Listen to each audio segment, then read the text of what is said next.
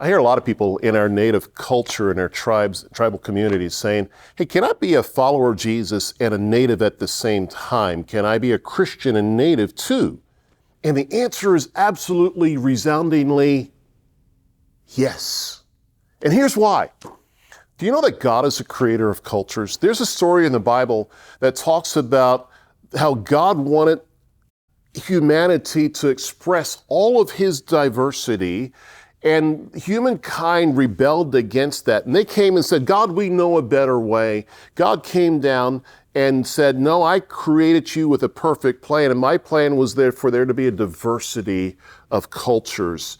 And so he forced that people couldn't understand each other. They had different languages because of a miracle that God created, and they dispersed to different parts of the earth where God led them to have and develop these cultures that he intended in the first place. The Bible says at the end of time, in the book of Revelation, it describes what heaven's going to be like. The Bible says around the throne of God will be people from every nation, language, and tribe represented around the throne.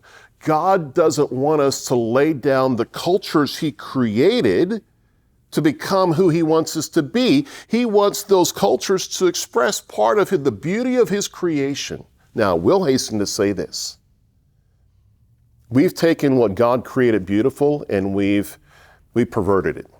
We've diluted it. We've made it something different than what he intended. And so there are, in fact, parts of our culture that are challenged by the truth of the gospel.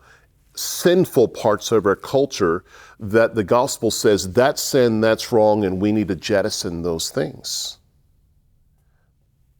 But that's not all of our culture. There's part of our culture that God created beautifully in his image to express all that he is. You and I are trophies of his grace. We're reflections of his glory. And how he created us, even culturally, was intended by God to express that beauty. The key is you and I following God's lead in determining what part of our culture is challenged by the gospel, what part of our culture expresses the diversity and the beauty that God intended us to have.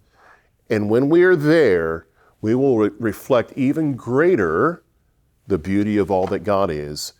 And the watching world will look at us and marvel and say, man, I want to be part of that. So let's embrace that part of the culture that God gave us as a gift that he gave to us.